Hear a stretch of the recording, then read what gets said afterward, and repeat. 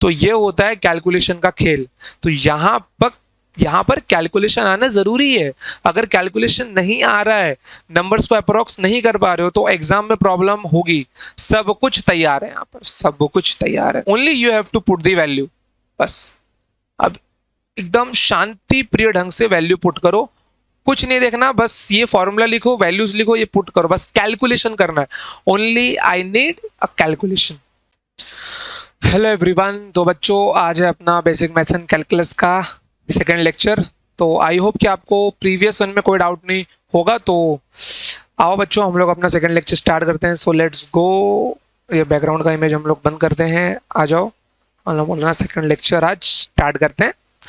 अब देखो आज का अपना टारगेट क्या है, आज जो टॉपिक हमको कवर करना है। एक तो सबसे पहले हमको आज अपना सारा होमवर्क कंप्लीट करना है, ओके। उसके बाद में आज हम लोग डिस्कस करने वाले हैं कि एग्जाम में अगर कोई भी क्वेश्चन हो तो कैलकुलेशन कितना इंपॉर्टेंट रोल वहां पर रखता है, ठीक है।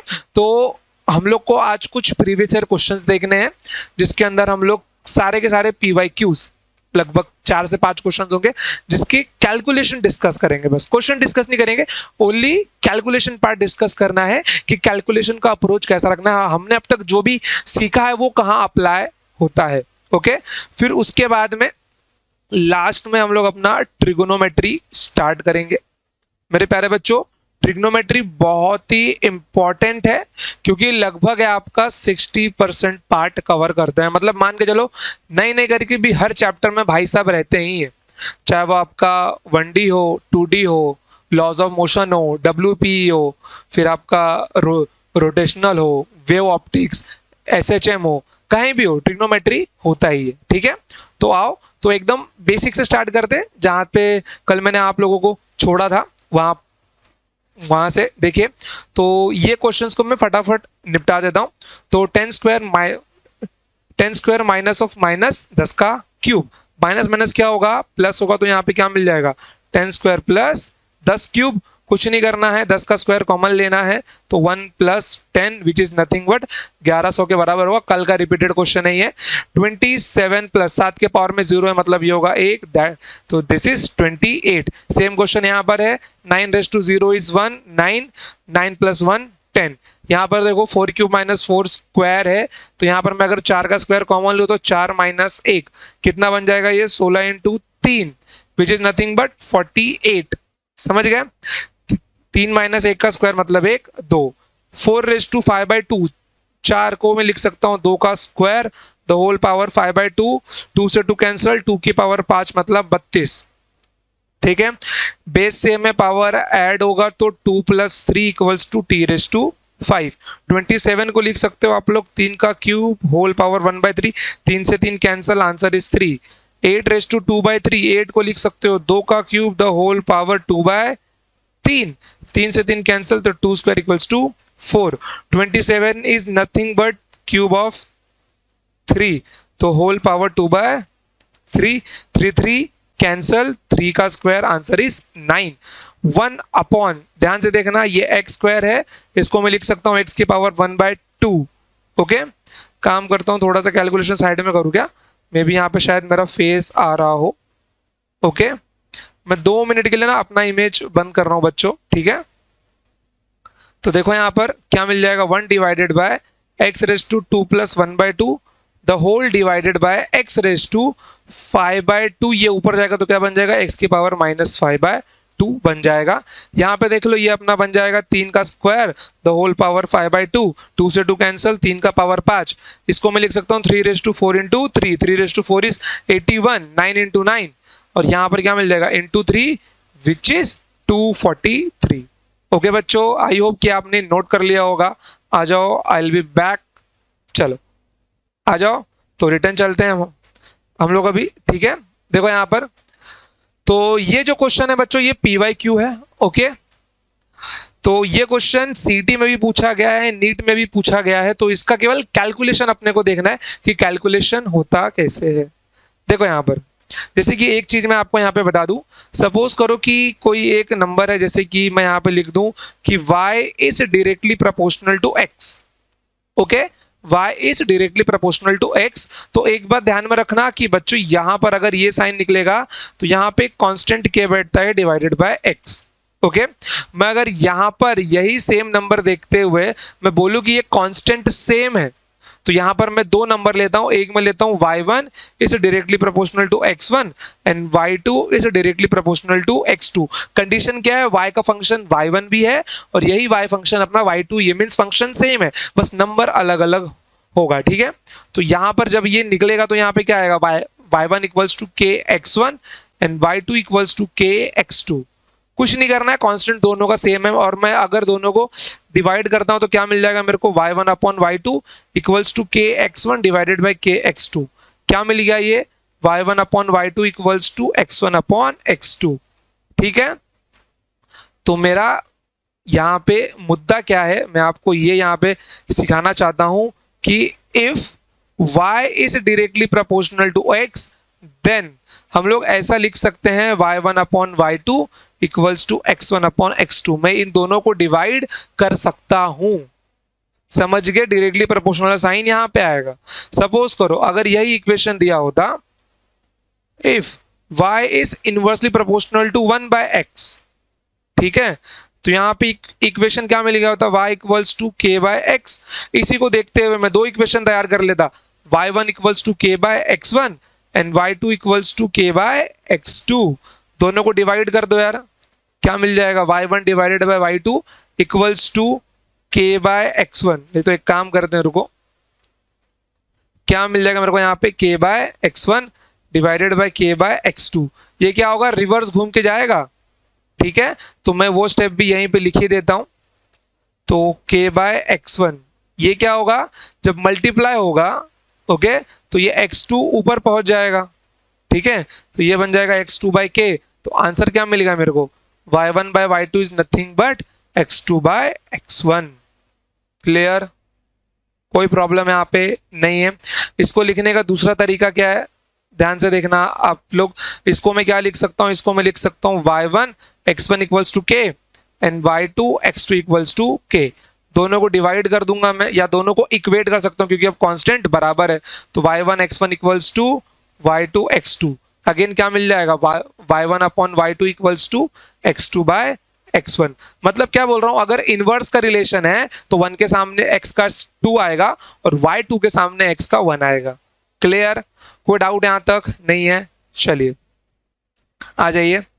तो देखिए यहां पर क्वेश्चन क्या दिया हुआ है, if p equals to under root of 2m into kinetic energy where you very well know कि p अपना मोमेंटम को यहां पर शो कर रहा है। आई होप कि 9th में इतनी फिजिक्स तो आपको आती ही होगी। ठीक है तो p इज फॉर मोमेंटम, तो p इज फॉर मोमेंटम और यहां पर क्या लिखा हुआ है, from a given condition if kinetic energy becomes 1/4। क्या बोल रहा है, kinetic energy becomes 1/4 then find the final momentum. Okay तो यहां पर मैं जो इनिशियल काइनेटिक एनर्जी है 1 वाली, वो मेरा कितनी है, वो मेरी काइनेटिक एनर्जी है, या फिर मैं इसको एक काम करता हूं ई मान लेता हूं। ओके इसको मैंने ई मान लिया और जो मेरी सेकेंड काइनेटिक एनर्जी है वो क्या है, it becomes the 1/4, it means it will become the E by 4 then find the final momentum. तो इनिशियल मोमेंटम p1 क्या होगा मेरा, p होगा और p2 की वैल्यू हमें निकालनी है।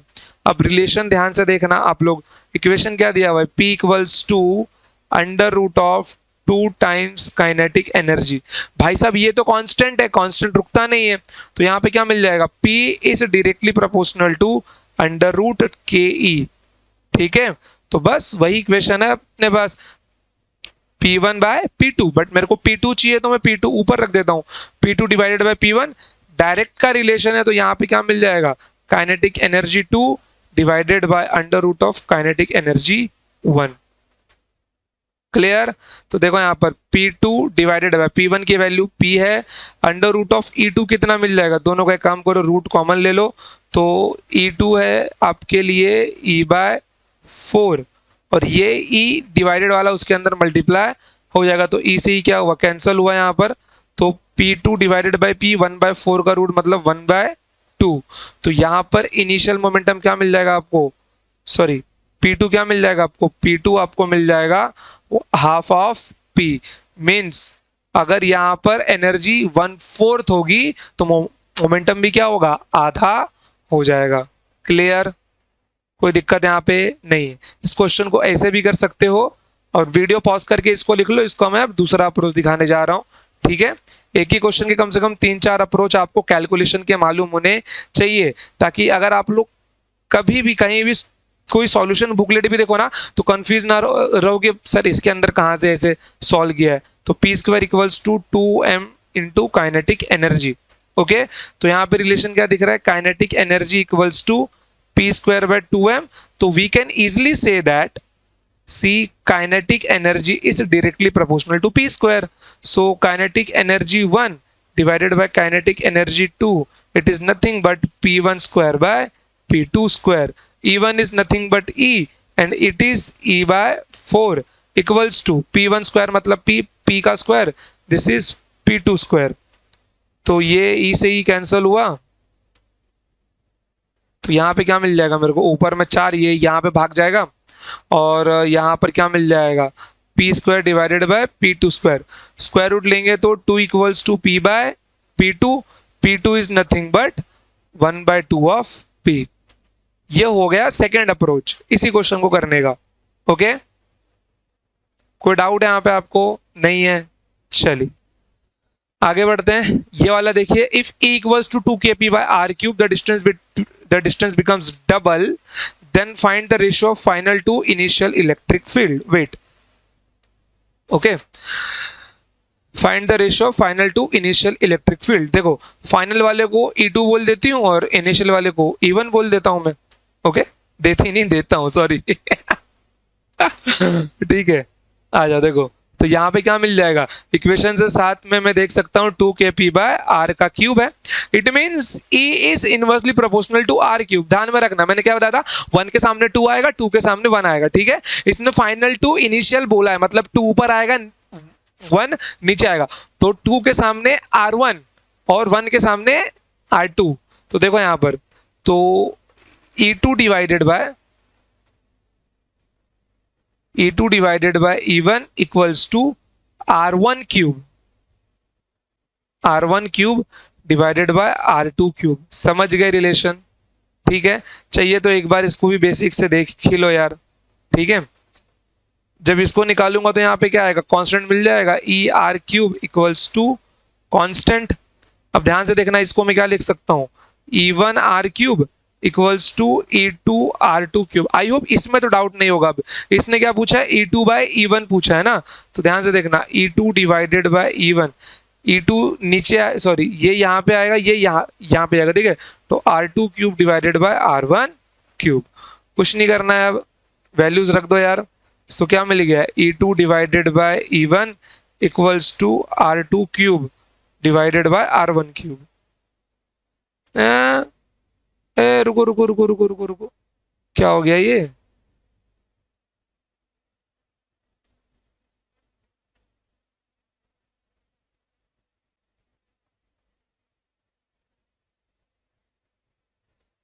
यहाँ पे आएगा r1³ डिवाइडेड बाय r2³। हाँ, तो E2 divided by E1 equals to r1³ divided by r2³। इसने क्या बोला, डिस्टेंस डबल हो गया, मतलब r से कितना बन गया होगा, ये 2r बन गया होगा।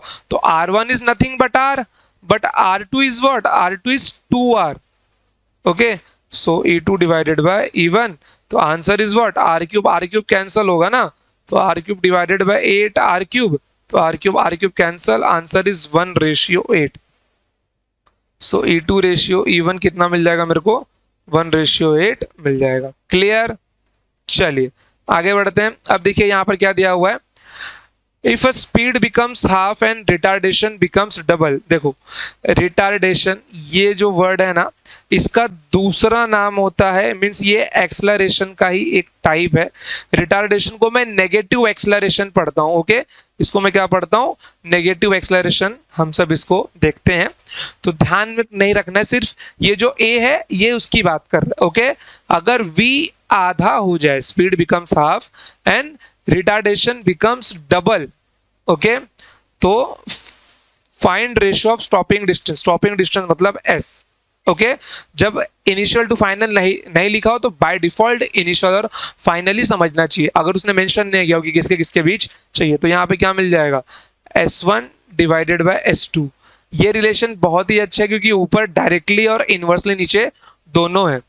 ठीक है, तो एक काम करते हैं, इसको थोड़ा अलग तरीके से सॉल्व करते हैं। देखो, अगर मैं यहाँ पे S2 लिखता हूं, ठीक है, find the ratio of stopping distance, S2 equals to क्या मिल जाएगा मेरे को यहाँ पर, ये मेरा फॉर्मूला बन जाएगा V डैश का स्क्वायर। ओके, V नॉट ले लो, क्या छोड़ो, ये इसको V2 स्क्वायर लिख रहा हूँ और इसको मैं 2A2 स्क्वायर लिख रहा हूँ। क्लियर, ध्यान दो यहाँ पर अभी। तो ये V2 क्या बन जाएगा मेरा, V नॉट बाय 2। समझ गए, मेरा V1 कितना रहा होगा, V नॉट रहा होगा। मेरा A1 कितना रहा होगा, A रहा होगा। मेरा V2 कितना हो गया, आधा हो गया, तो V नॉट बाय 2, V1 का आधा। और मेरा A2 कितना हो गया, इसका दुगना हो गया, तो 2A। ठीक है, थोड़ा सा नीचे ले ले लूं मैं इसको। तो ध्यान से देखो यहाँ पर V2 कितना बन जाएगा मेरा यहाँ पर, V नॉट बाय 2 का whole square divided by 2 into A2 means 2A का होल स्क्वायर। ठीक है, तो यहाँ पे कितना मिल जाएगा मेरे को, ये 1/2 बाहर निकालो, ये मेरे को मिल जाएगा V not square bye 4 divided bye 4A square. Okay, divided by 4A square. तो अब एक काम करो, ये जो 4 है 4 मल्टीप्लाई कर दो तो 1/2 into V not square divided by 16A square. ठीक है, अब ये 16 बाहर लेके जाओ यार, तो S2 कितना मिल जाएगा, 1/16 into V not square divided by 2 है। 16 बाहर भेजो, 2 अंदर भेजो। भैया ये क्या है मेरा, ये तो एस ही है ना, जिसको मैं S1 बोल रहा हूँ। तो it is 1/16 into S1 S2। Okay, तो यहाँ पे क्या मिल गया मेरे को, initial bye final S1 bye S2 क्या मिल जाएगा, 16:1, 16 वहां पे भाग जाएगा आपका। ठीक है बच्चों, 16 कहाँ भाग जाएगा, 16 आपका वहां पर भाग जाएगा। कोई प्रॉब्लम है यहाँ पे आपको, नहीं, चलिए ठीक है।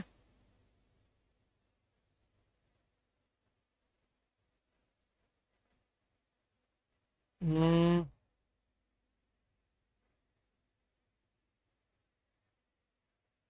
और कुछ extra,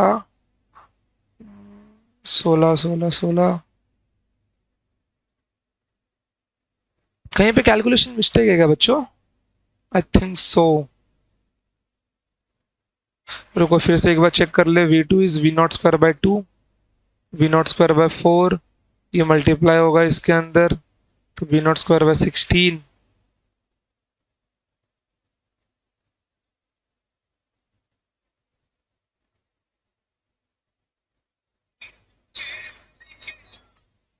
V not square bye 16।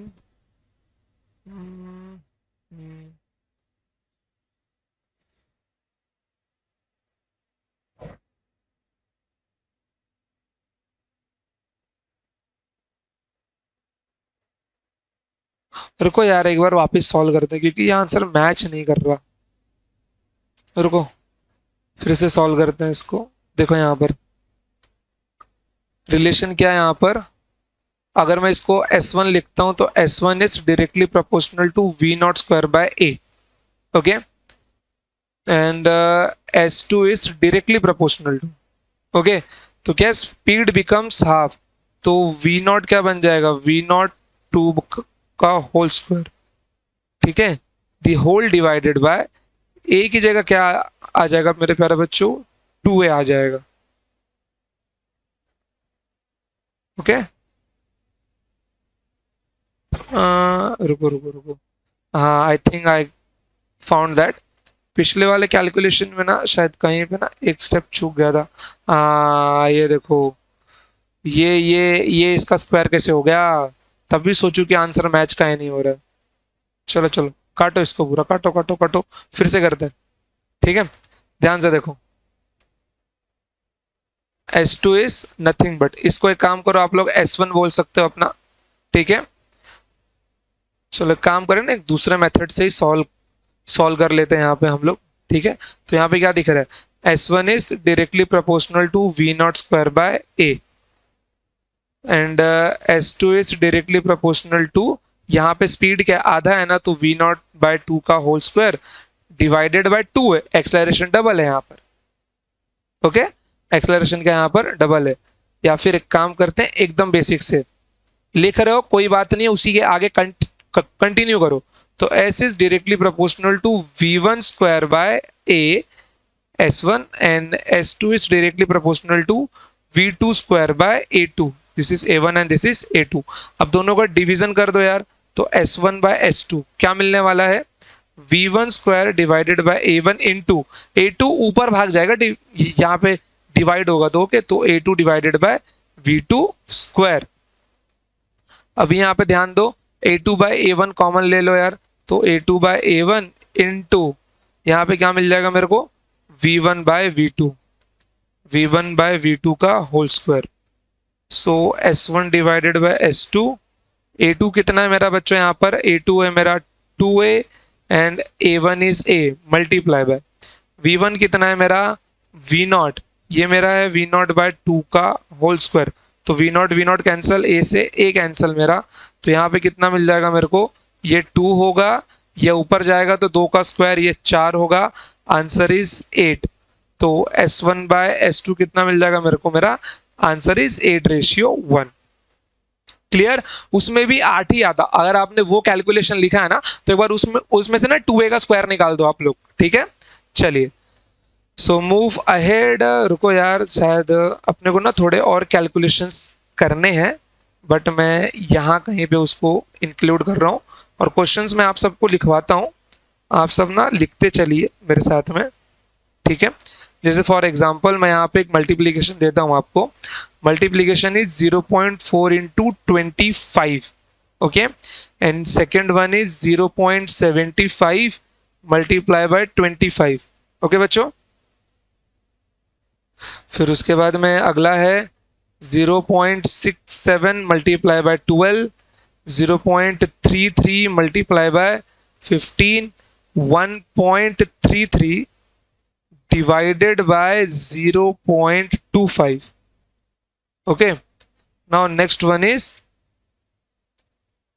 7.4 into 25, अगले स्लाइड पे लूँ क्या मैं, ये सब क्वेश्चंस पहले आप लोग लिख के थोड़ी थोड़ी जगह छोड़ दो, ठीक है, फिर मैं इनको डिस्कस करूंगा, और इनके बेस पे मैं आपको प्रीवियस ईयर क्वेश्चन भी करवाऊंगा आज कैलकुलेशन वाले।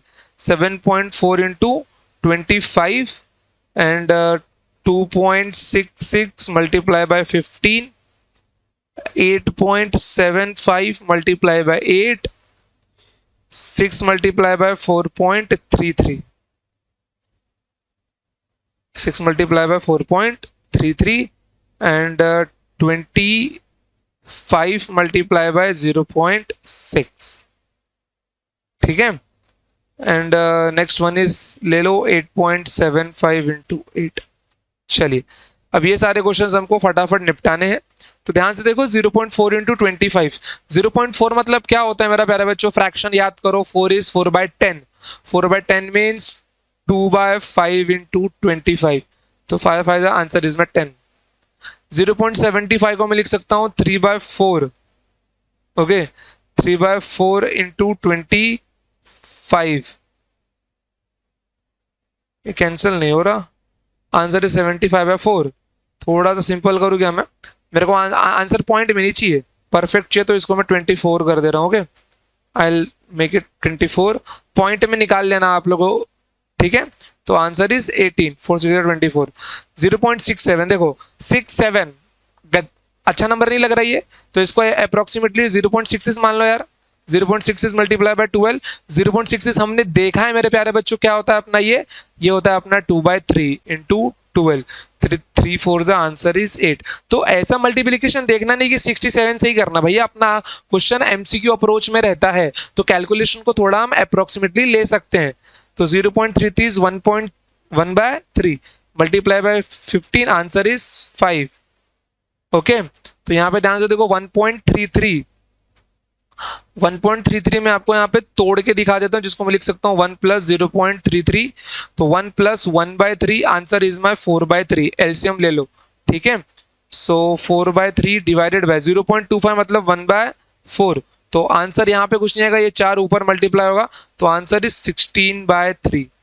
Clear, answer is what 16/3। चलिए आगे बढ़ते हैं।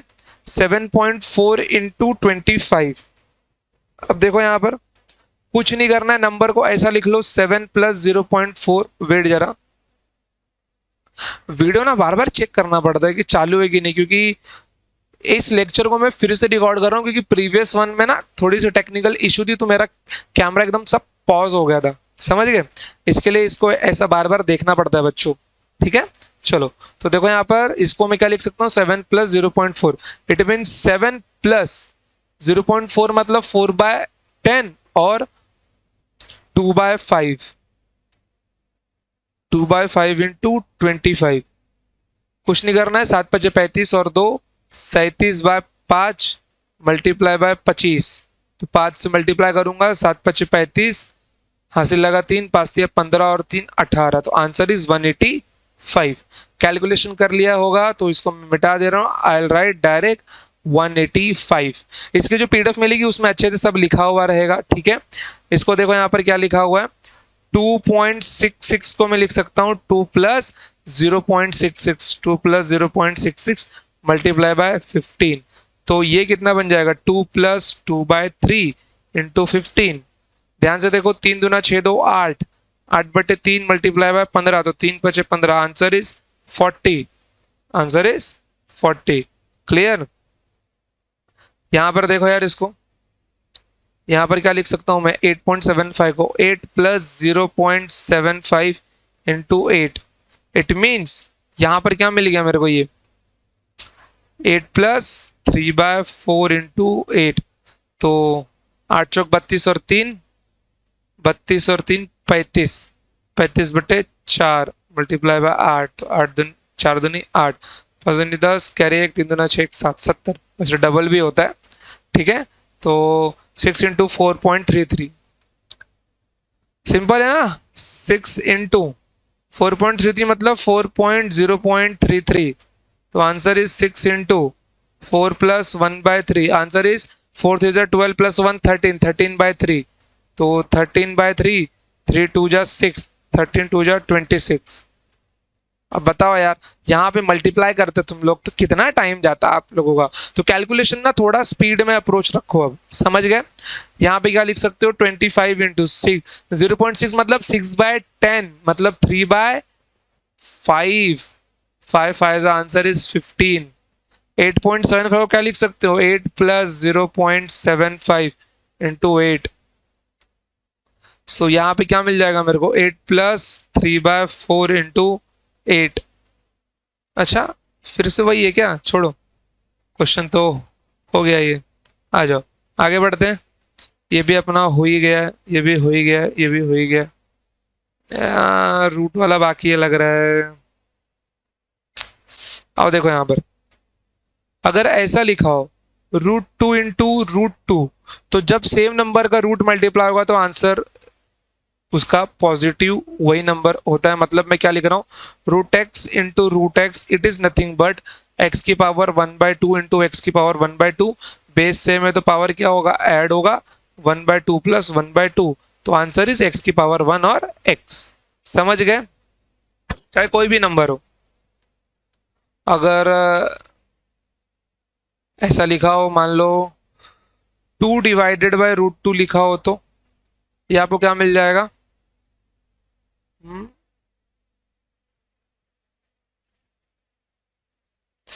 आप 2 को क्या लिख सकते हो, √2 इंटू √2, ऊपर देख लो और नीचे √2, तो एक √2 cancel, answer √2। It means x upon √x is √x, ध्यान में रखना है इसको, ठीक है। तो √2 divided by √2 divided by 2, it means √2 divided by √2 into √2, एक √2 कैंसल, तो आंसर इज 1/√2। ओके, तो root x divided by x, it is 1/√x। ध्यान में रखना इसको, ठीक है। वेट, और कुछ है रूट में अपना, जैसे कि इसको देखो 25/√3, सॉरी 24/√3, इसको मैं क्या लिख सकता हूं मैं, 24, √3 की जगह √4 कर दो क्या, 8, 16, 8 या 24, हाँ कर तो सकते हैं, ठीक है। 8 3 ज़ा 24, तो 8 3 ज़ा 24/√3, तो 3/√3, आंसर इज √3, तो आंसर इज 8√3। देखो ना इसका क्या होगा, √3 होगा ना, और 3 को लिख दो ना यार, √3 इंटू √3, बार बार उतना लंबा लिखना जरूरी है क्या, तो आंसर इज 8√3। क्लियर। 12/√4, क्या लिख सकता हूं मैं इसको, 3 इंटू 4/√4, तो आंसर इज 3√4। क्लियर मेरे प्यारे भाई। चलिए, लग रहा है ये मेरे पीछे आ गया, ओके इसको मैं यहाँ पे किया देता हूँ। चलिए आगे बढ़ते हैं, let's go let's go let's go, आ जाओ। ये वाला क्वेश्चन देखो, नीट 2024 और सीटी 2022 में पूछा गया है।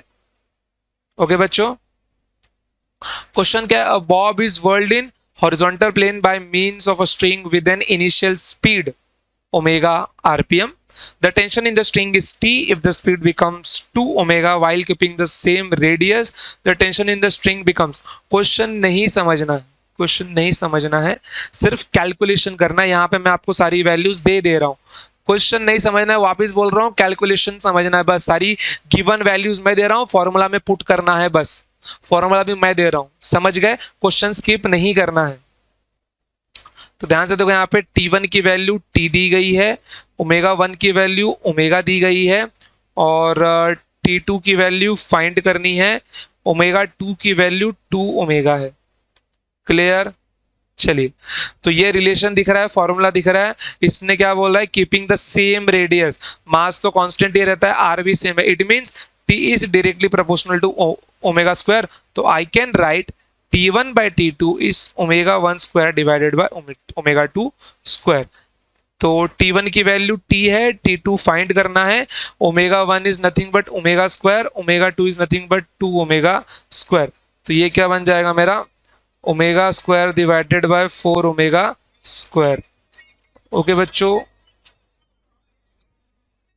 जरा 2 मिनट मेरे प्यारे भाई, ठीक है। हेलो हेलो, ओके ठीक है, वॉइस इज क्लियर। चलिए आगे बढ़ते हैं।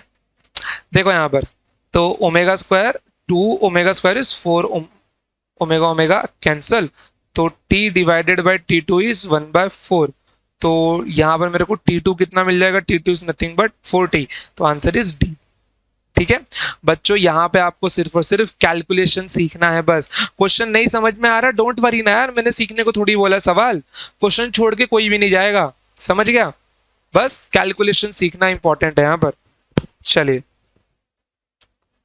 ये वाला क्वेश्चन देखिए क्या बोल रहा है, y equals to 2x square divided by z, if x becomes double, ठीक है, अगर x 2x बन जाए और z हाफ z बन जाए, ठीक है, z हाफ z बन जाए तो क्या होगा, तो एक काम करते हैं, y को मैं y डैश बोल देता हूं, तो y क्या होगा ना, तो इक्वेशन क्या बन जाएगा हमारा, 2x डैश का square divided by z dash, तो 2x डैश की वैल्यू कितनी नहीं वाली 2x है ना, तो 2x का स्क्वायर डिवाइडेड बाय z की नई वैल्यू क्या है, z/2 है, तो z/2, तो आंसर इज बिकमिंग व्हाट, तो it will become 2 into 4x square divided bye z/2।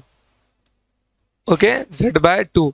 तो एक काम करो, ये 4 बाहर लेके जाओ और ये 2 ऊपर लेके जाओ यार, तो y डैश इक्वल्स टू, यहाँ पे क्या लिख सकता हूँ मैं ऊपर, 8x square divided by z multiply by 2, तो आंसर इज नथिंग बट, 2 को यहीं रखो, 2 को इसके साथ दे दो, 8 बाहर ले लो, ओके 8 बाहर ले लो, तो it will become 2x square divided by z। भैया ये तो मेरा y है सीधा, तो y dash is nothing but 8y। Clear. चलिए आगे बढ़ते हैं। अब जैसे कि ये वाला सवाल देखिए मेरे प्यारे बच्चों, बहुत अच्छा सवाल है, नीट और जेई दोनों एग्जाम में पूछा गया है। फॉर्मूला कुछ नहीं देखना है, सारी वैल्यूज मैं बताऊंगा आपको, बस आपको कैलकुलेशन करना है मेरे साथ, ठीक है। आई होप कि आपको स्क्वायर रूट वाली ट्रिक याद होगी, जो कि क्या थी, root of x plus minus y equals root x plus minus y upon two root x वाली, ठीक है। चलिए तो देखो यहां पर v दिया हुआ है, ओके, तो v इक्वल्स टू, 2 मिनट, आगे भी यही चीज है क्या, ठीक है। चलो तो एक काम करता हूँ, फॉर्मूले में एक बार यहाँ पे मैं लिख लेता हूँ इसको, तो v divided by root of 2 into, okay, k की वैल्यू मेरे प्यारे बच्चों होती है 9 इंटू 10⁻9। यहां पर चार्ज डेंसिटी दिया गया है जिसको मैं लैम्डा से डिनोट कर रहा हूँ, ये लैम्डा चार्ज डेंसिटी है 1 माइक्रो कूलम पर मीटर। 1 माइक्रो होता है 10⁻6, मैं आगे बताऊंगा, अभी नहीं दिक्कत लेना है, सिर्फ ये जो एक इक्वेशन में तैयार कर रहा हूं उसको केवल आप सॉल्व करने की जहमत उठाओ बस, ओके। और इलेक्ट्रॉन पे चार्ज होता है अपना 1.6 into 10⁻19 divided by mass of electron अपना कितना होता है बच्चों, ये होता है 9.1 इंटू 10⁻31। बस हमको यही क्वेश्चन सॉल्व करना है और यही इक्वेशन सॉल्व करना है, okay. 2 k lambda e by m. आ जाओ यार, फॉर्मूला देखो यहाँ पर इक्वेशन में क्या रखना है, velocity equals to under root of 2 k lambda e by m. Value एक बार फिर से रख दो यहाँ पर, तो क्या है वैल्यू अपनी, तो ध्यान से देखो 2k की वैल्यू होती है 9 into 10⁻9, lambda is 10⁻6 multiply by e होता है अपना 1.9, 1.6 into 10⁻19 coulomb divided by electron का मास होता है 9.1 इंटू 10⁻31। अब देखो जब कभी भी ऐसा सवाल बने तो कुछ नहीं करना है, सिर्फ और सिर्फ सारे नंबर्स को एक तरफ खींच लो और सारे पावर्स को एक तरफ खींच लो यार। चलिए खींचते हैं, तो देखो यहां पर क्या मिल जाएगा, 2 इंटू 9 इंटू 1.6 डिवाइडेड बाय 9.1, 10 की पावर देखो -6 -19 और ये +9, ओके। तो यहाँ पे कितना बन जाएगा, -6 -19, बेस से हमें पावर ऐड होगा, यहाँ पर माइनस माइनस प्लस होगा ना, देखो एक बार लिख ही देता हूं मैं, -9 -6 -19, तो 19 और 6 हो गया आपका 25, तो यह आपका मिल जाएगा -25। तो 25 में से 9 जाएगा तो कितना बचेगा, यहाँ पे 16 बचेगा, विच इज नथिंग बट -16। और ये ऊपर भाग जाएगा तो ये क्या बन जाएगा, ये पॉजिटिव पावर बन जाएगा ना, तो ये बन जाएगा 10⁻31। तो यहाँ पे कितना बचेगा, यहाँ पे बचेगा सिर्फ मेरा 10⁻15। 31 में से 16 गया तो 10⁻15। तो एक काम करो, यहाँ पे सीधा सीधा आप 10⁻15 ही लिख दो, ठीक है, या फिर आपके लिए लिख ही देता हूँ मैं एक बार, ठीक है। तो this is -16 divided by 10⁻31 equals to under root of 2 into 9 into 1.6 divided by 9.1 into 10⁻16 into 10 की पावर, ये -31 था, ये ऊपर जाके +31 होगा, तो यहाँ पे क्या मिल जाएगा, under root of 2 into 9 into 1.6 divided by 9.1 into 10 की पावर कितना, 15। अब ध्यान देना, स्क्वायर रूट के अंदर कभी भी ऑड नंबर मत रखना, जैसे कि मैं आपको बताऊं, स्क्वायर रूट ऑफ 10 की पावर 9 होगी, आंसर बाहर 9/2 पावर में, तो थोड़ा फ्रैक्शन में चला जाएगा। अगर अंदर 10 का पावर 10 होगा तो आंसर 10 का पावर 5 बाहर आएगा। मीन्स अगर स्क्वायर रूट के अंदर क्या है, इवन नंबर है, तो वो बाहर आते ही पॉजिटिव बन जाता है मेरे प्यारे बच्चों, ठीक है। वो क्या होगा, वो बाहर आते ही पॉजिटिव बन जाता है। तो यहाँ पे ध्यान से देखना, अब मैं इसको अप्रोक्सीमेट लूंगा, ओके। जब मैं इसको अप्रोक्सीमेट लूंगा तो यहाँ पे क्या मिल जाएगा मेरे को, इसको मैं लिख सकता हूँ 2 इंटू 9 को, एक काम करता हूँ क्या मैं, रुको जरा, थोड़ा सा ना, अगर मैं अपना फोटो थोड़ा छोटा कर लूं, ताकि आपको वहां पे इमेज में मतलब कि जो पीछे लिखूं प्रॉपर दिखाई दे। तो ये 1.6 है। अगर मैं 9.1 को 9 मान लूं, भैया मेरे आंसर में ज्यादा फर्क नहीं होगा, थोड़ा ही फर्क होगा यहाँ पर, ठीक है। इनटू ये 10 की पावर 15 है ना। एक काम करो, ये जो 1.6 का पॉइंट है ये भी इसको दे दो यार। तो 1.6 का पॉइंट भी जब मैं इसको देता हूं तो ये बन जाता है 16 और ये बन जाएगा 14। 10 की पावर -1 होगा ना यहाँ पे, ये 15 को बाहर निकाल देगा, ये 14 को बाहर बाहर निकाल देगा। तो यहाँ पे क्या मिल जाएगा, 9 से 9 कैंसिल होगा, 16 दूने 32, तो 32 इंटू 10 की पावर 7 बाहर जाके। अब √32, अब देखो मेरे प्यारे भाई, अब √32 जो है, ठीक है, अब जो √32 है, √32 तो हमको याद नहीं है, तो मैंने आपको स्क्वायर रूट निकालने का ट्रिक भी तो सिखाया है। √32, 32 को मैं क्या लिख सकता हूँ, सबसे नजदीकी स्क्वायर रूट क्या है इसका, 36 -4, अंदर माइनस तो बाहर भी माइनस, तो यहाँ पे क्या बन जाएगा, √36 माइनस ऑफ ये x है ये y है मेरे प्यारे बच्चों, तो y अपॉन 4 डिवाइडेड बाय 2√36, ठीक है। चलिए तो इसको एक ब्रैकेट में बंद कर दूं क्या मैं। चलिए अब देखें यहाँ पर आंसर कैसे मिल रहा है, 6 माइनस 2 2 ज़ा 4, 2 डिवाइडेड बाय 6, तो 2 divided bye 6 is nothing but 1/3। तो यहाँ पे कितना मिल गया मेरे को फाइनल आंसर, 1/3। तो 6 माइनस 0.33, तो 6 माइनस 0.33 मतलब 5.67, मतलब इसका अप्रोक्सीमेट आंसर कितना आएगा, 5.61 इंटू 10 की पावर 7। अब एक बात ये बताओ यार आप लोग कि अपना आंसर है 5.61 इंटू 10 की पावर 7, बट इनमें से कोई मैच हो रहा है, नहीं हो रहा है। बोलूंगा सर हो तो रहा है, अप्रोक्स देखो तो मेरे प्यारे भाई, समझ गए। तो ये होता है कैलकुलेशन का खेल। तो यहाँ पर कैलकुलेशन आना जरूरी है। अगर कैलकुलेशन नहीं आ रहा है, नंबर्स को अप्रोक्स नहीं कर पा रहे हो, तो एग्जाम में प्रॉब्लम होगी, समझ गए। देखो बहुत सारे बच्चे क्या होते हैं ना, खास करके जब वो बोर्ड्स का पेपर देते हैं, वेट अ मिनट यार, शायद 2 मिनट।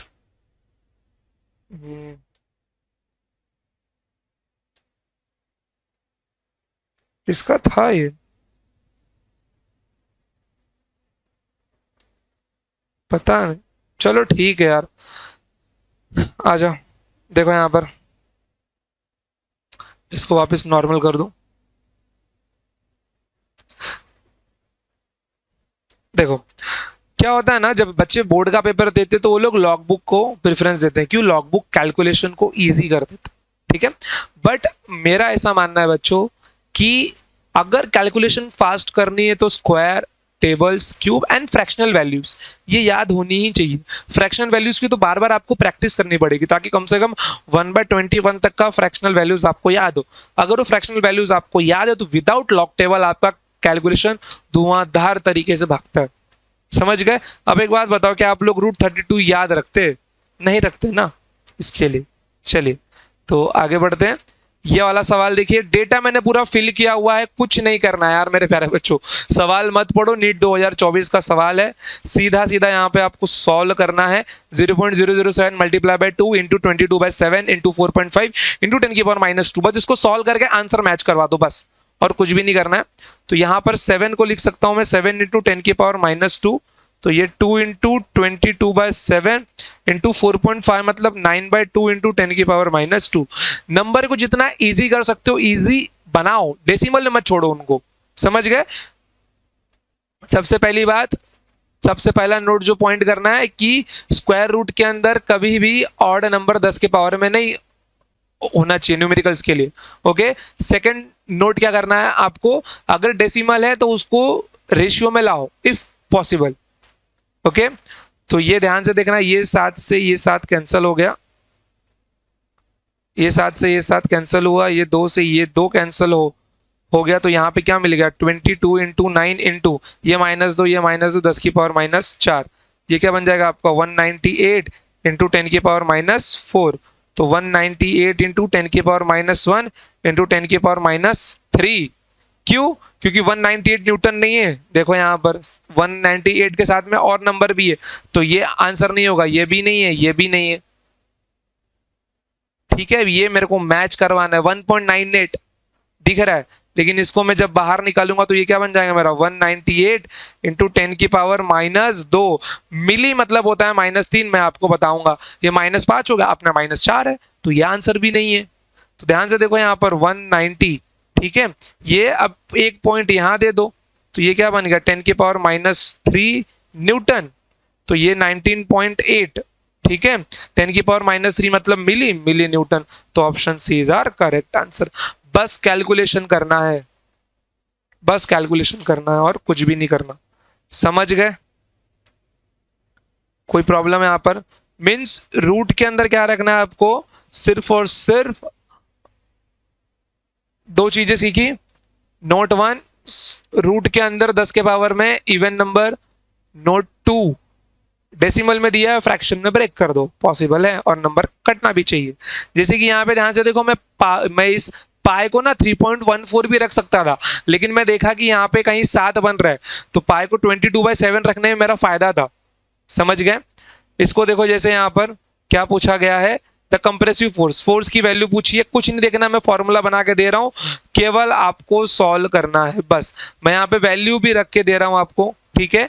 एरिया की वैल्यू है 10⁻³ गामा की वैल्यू है 0.5 इंटू 10⁻11 और अल्फा आपको दिया गया 10⁻⁻5 और थीटा आपको दिया गया है 100। बस इसको सॉल्व करना है और कुछ भी नहीं करना है। तो एक काम करो, 0.5 यहाँ पे ले लो, तो 10⁻11 -3 -5 और यहाँ पे -2, ये 10 का स्क्वायर, समझ गए। तो यहाँ पे कितना मिल जाएगा 0.5 इंटू 10 की पावर, देखो -3 5 8 -2 10, 10⁻1, आंसर कितना आ गया मेरा 50 आ गया। कहीं कोई दिक्कत? कहीं पर भी 50 मैच कहीं नहीं हो रहा फिर?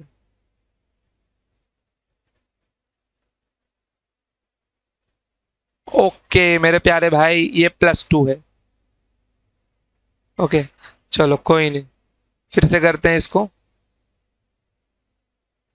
आओ देखो, 10⁻³ +11 -5 +2, ये 10 को मैं लिख रहा हूँ 10 का स्क्वायर, ठीक है। तो -3 -5 -8 और 11 और 2 13, तो 13 में से 8 गया, कितना बचेगा 5 बचेगा, तो 0.5 into 10⁻5,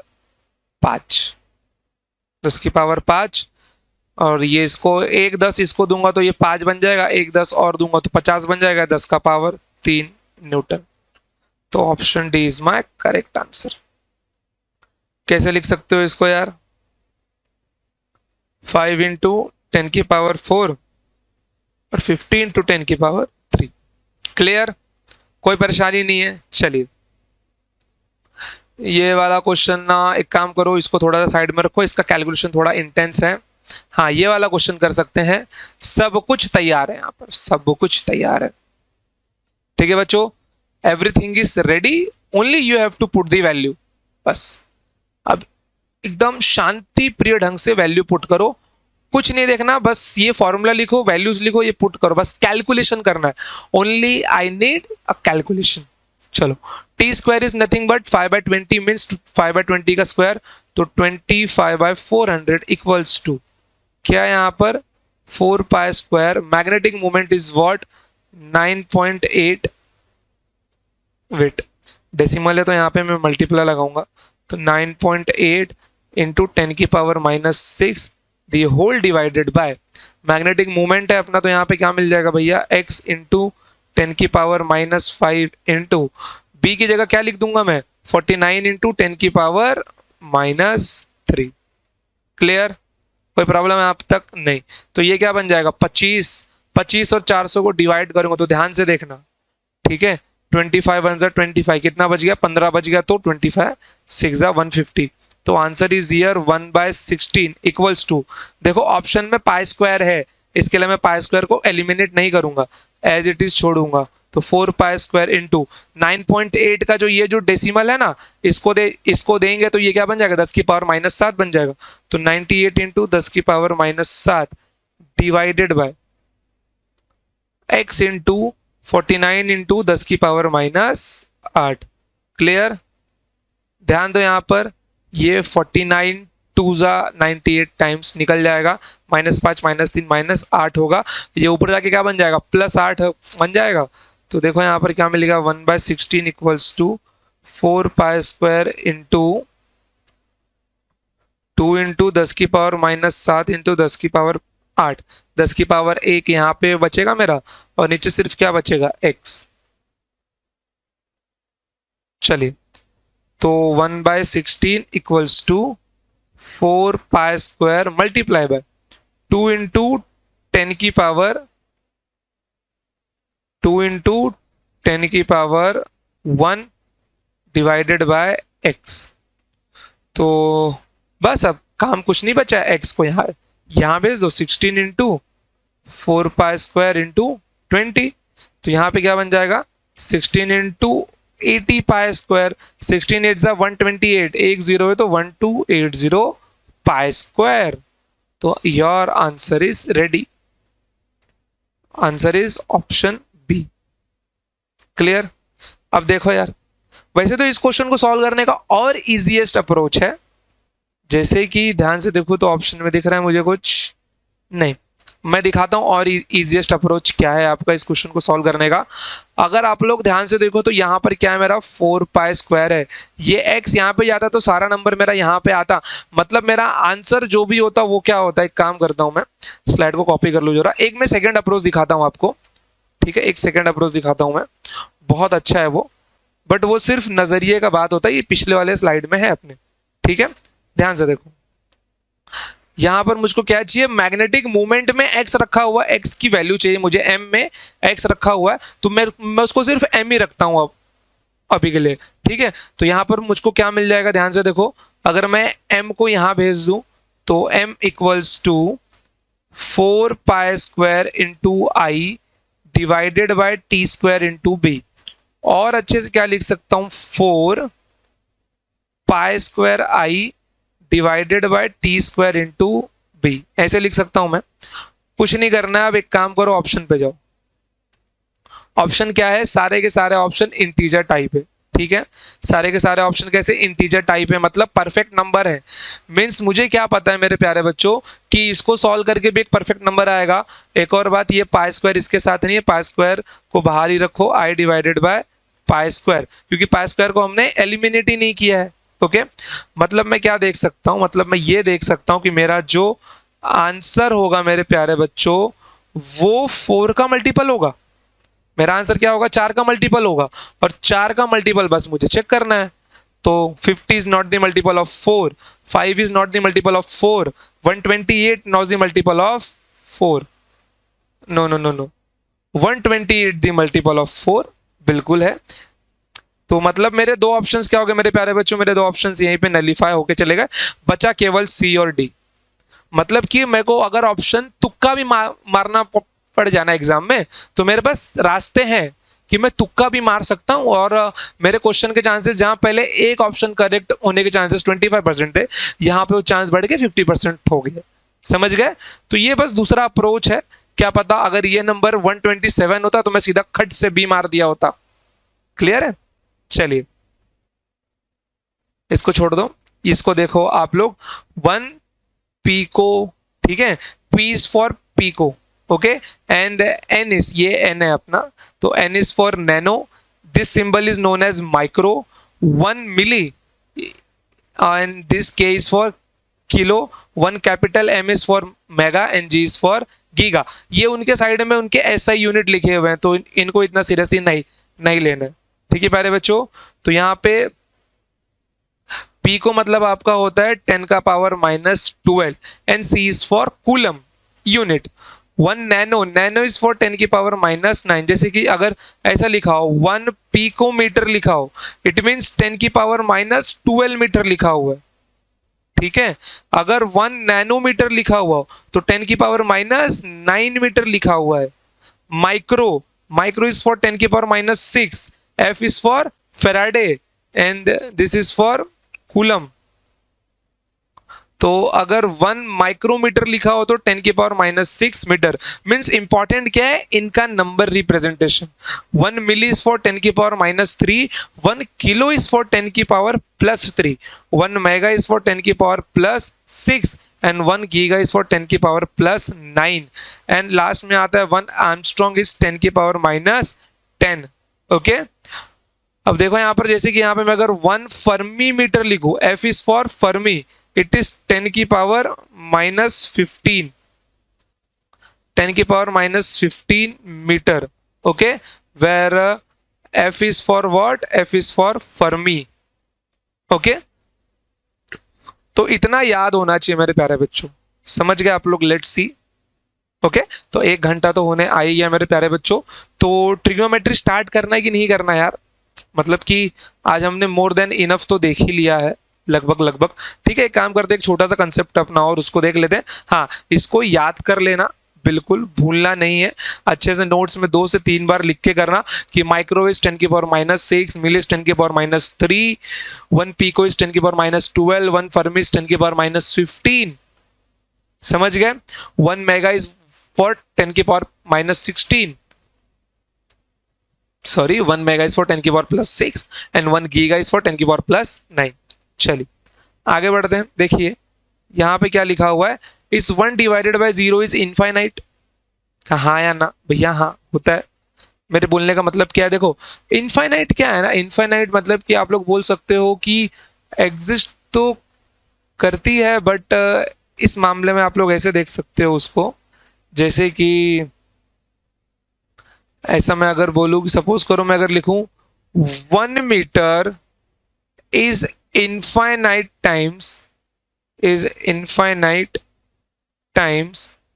larger than is infinite times larger than atomic radius is infinite times larger than atomic radius which is 10⁻⁻10 metre. समझ गए? मतलब कि अगर एटॉमिक रेडियस से मैं कंपेयर करूं तो 1 मीटर बहुत बड़ा है। फिर एक और बात, 1 metre is infinite times smaller than infinite times smaller than earth radius। हाँ ना, infinite times smaller than earth radius which is 6400 kilometre. और कैसा लिख सकता हूँ, 6.4 इंटू 10⁻6 मीटर, ऐसा भी लिख सकता हूँ। समझ गए? तो अर्थ के रेडियस से 1 मीटर बहुत ज्यादा छोटा है, बट 1 मीटर एटॉमिक रेडियस बहुत ज्यादा बड़ा है। मतलब कि यहाँ पे हम लोग सिर्फ क्या कर रहे हैं, कंपेयर कर रहे हैं ना। मतलब मैं अगर बोलूँ कि भाई इस लाइन को छोटा करके बताओ बिना छुए, बिना इसको हाथ लगाए और बिना छुए इसको छोटा करके बताओ, तो समझदार इंसान क्या करेगा, तो उसके बगल में बड़ी लाइन खींच देगा। और कोई बोल दे भाई इस लाइन को छोटा करके बताओ, तो बोलेगा कोई बात नहीं, इसके बगल में छोटा लाइन खींच दो, ये अपने आप क्या हो जाएगी, बड़ी बन जाएगी। समझ गए? तो बस बात वही है। मतलब मैं अगर 1/1 लिखूं तो आंसर 1 होगा, 1/10 लिखूं तो आंसर 0.1 होगा, 1/100 लिखूं तो आंसर कितना होगा, 0.001 होगा, 0.01 होगा। 1/1000 लिखूं तो 0.001 होगा, 1/10,000 लिखूं तो 0.0001 होगा। समझ गए? क्लियर? इसका मतलब क्या, मतलब जितना डिनोमिनेटर बढ़ता जाएगा आंसर उतना ही छोटा होता जाएगा। अब इसको यहां भेज के जरा देखो यार, 1/0.1 क्या आएगा आंसर, 10 आएगा। 1/0.001 0.01 आंसर 100 आएगा। 1/0.001 आंसर कितना आएगा, 1000 आएगा। 1/0.00001 आंसर इज 10,000। मतलब कि डिनोमिनेटर जितना छोटा होता जाएगा आंसर उतना ही बड़ा होता जाएगा। क्लियर? अगर यही मेरा ये लगभग 0 पहुंच जाए तो ये क्या होगा, इसको मैं इंफिनिटी मान लूंगा। हाँ या ना? मान ये पूरा 0 नहीं होता, मतलब कि मैंने माना कि एक 0 होता है। चलो जब आप लोग मैथ्स में पढ़ोगे तो एक टर्म आता है, एक को मैं 0+ बोलता हूँ और एक को मैं 0- बोलता हूँ। 0+ मतलब 0 से जस्ट बड़ा नंबर, जस्ट बड़ा नंबर पॉजिटिव में, और 0- मतलब 0 से जस्ट छोटा नंबर नेगेटिव में। समझ गए? तो यहां पर देखो अगर मैं बोल रहा हूँ कि कोई नंबर लगभग जीरो के जितना है तो उसका आंसर क्या होगा, बहुत ज्यादा बड़ा होगा। क्यों? नंबर बहुत ज्यादा छोटा हो गया। समझ गए? या फिर मैं ऐसा बोलूं कि नंबर अगर बहुत बड़ा है तो उसका आंसर लगभग लगभग जीरो के बराबर होगा। क्लियर? इनफाइनाइट हमको नहीं पता, इसलिए हम लोग इसको अनडिफाइंड बोलते हैं। समझ गए? चलिए,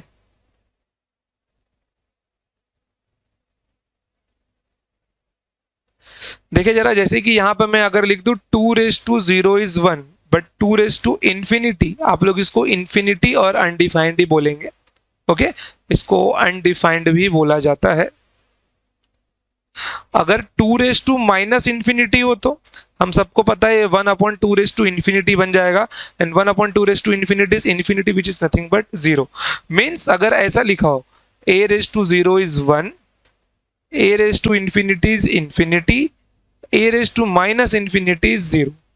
जैसे कि एक यूलर्स नंबर होता है, e की वैल्यू 2.71।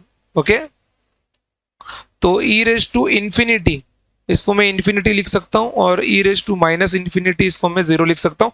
ये कैलकुलेशन में काम आएगा आपके। जब हम लोग P2 पढ़ना स्टार्ट करेंगे तो देखेंगे कि ये नंबर अपने को काम आएगा। e raise to -infinity calculation मिलेगा जिसको मैं जीरो पुट करूंगा। क्लियर है? चलिए, जैसे देखिए यहाँ पे क्वेश्चन दिया हुआ है, जैसे देखिए यहाँ पे क्वेश्चन दिया हुआ है, find the value of x at theta equals to 90 degree. तो यहाँ पे 1090 की मैं वैल्यू आपको बता देता हूँ, ट्रिग्नोमेट्री जिसको अभी नहीं आता और जिसको आता है बहुत अच्छी बात है। 1090 is nothing but it is the sine theta by cos theta, means sine 90 upon cos 90। तो sine 90 is 1 and cos 90 is 0। तो यहाँ पर थीटा का रखने के बाद में क्या लिख सकता हूँ, 1090 equals to 4 divided by X square minus 4। तो it is 1/0 equals to 4 divided by X square minus 4। Cross multiplication कर दो, X square minus 4 equals to 0, so X square equals to 4। तो यहाँ पे क्या मिल जाएगा, x इक्वल्स टू +-2। क्लियर बच्चों? कोई डाउट है यहाँ तक? नहीं है? बहुत बढ़िया, आ जाओ। ये वाला सवाल देखो यार, +-2 कैसे आना, मैंने आपको बताया था लेक्चर नंबर 1 में कि एक्स स्क्वायर इक्वल्स टू 4 का मतलब क्या है कि x की ऐसी दो वैल्यू जिसको मल्टीप्लाई करने पे 4 आए, और √4 का मतलब क्या है, किसी भी नंबर का, किसी भी पॉजिटिव नंबर का स्क्वायर रूट पॉजिटिव होगा हमेशा। ध्यान में रखना, किसी भी पॉजिटिव नंबर का स्क्वायर रूट हमेशा पॉजिटिव होता है। चलिए, यहाँ पे देखिए 3.87 इंटू 0.4। अब बोलोगे सर इसको कैसे सॉल्व करें? अरे मेरे प्यारे भाई, कुछ नहीं करना है। नंबर क्या दिया हुआ है, 3.87। 3.87 इंटू 0.4। आंसर कुछ भी हो, 7 4 से 28, उसका यूनिट डिजिट तो 8 ही होगा ना। आंसर कुछ भी हो, जब यूनिट डिजिट 8 होगा तो option number B is your correct answer. Option number B is your correct answer. Clear मेरे प्यारे भाई? समझ गया आपको? क्लियर? चलिए बच्चों, तो आई गेस कि अब इसके बाद अपना ट्रिग्नोमेट्री स्टार्ट होगा। तो मैं उम्मीद करता हूं कि आपको आज का लेक्चर अच्छे से समझा होगा। ठीक है, वेट, 1 घंटा हो गया अपना। कोशिश करूंगा कि मैं इस लेक्चर को ना 2 घंटा खींचने की कोशिश करूं, ताकि आपको आपके साथ में अच्छे से डिस्कस कर दूं। ठीक है बच्चों, ताकि और ज्यादा क्वेश्चन हम डिस्कस कर पाए। ओके बच्चों, तो आज के लिए इतना ही। मिलते हैं नेक्स्ट टाइम। टाटा बाय, जय हिंद, जय भारत, लव यू ऑल। और इसकी पीडीएफ आपको डिस्क्रिप्शन में इस पीडीएफ की लिंक मिल जाएगी। ओके, और आपको व्हाट्सएप चैनल का लिंक भी मिल जाएगा, एग्जाम प्रेप एमएसटी सीईटी के नाम से। ठीक है, तो आप लोग वहां से उस चैनल को भी ज्वाइन कर लेना। सारे अपडेट्स रिगार्डिंग जो भी है वहीं पे आएंगे आपको। ठीक है बच्चों, चलिए, तो आज के लिए इतना ही। फिर मिलते हैं next time. Till then tata bye bye, जय हिंद, जय भारत, लव यू ऑल। और आप लोग इन सारे क्वेश्चंस को ना प्रैक्टिस करते रहना। समझ गए? कौन से वाले बोल रहा हूँ? एक तो ये वाला न्यूमेरिकल, फिर ये दोनों, और उसके बाद में एक ये वाला। अच्छा क्वेश्चन था, सिर्फ कैलकुलेशन सीखना यहाँ पे इंपॉर्टेंट है। फॉर्मूला वगैरह याद नहीं करना, कैसे है वो याद नहीं करना। गिवन लिखो, खुद से सॉल्व करो, ट्राई करो। ठीक है, चलिए बाय।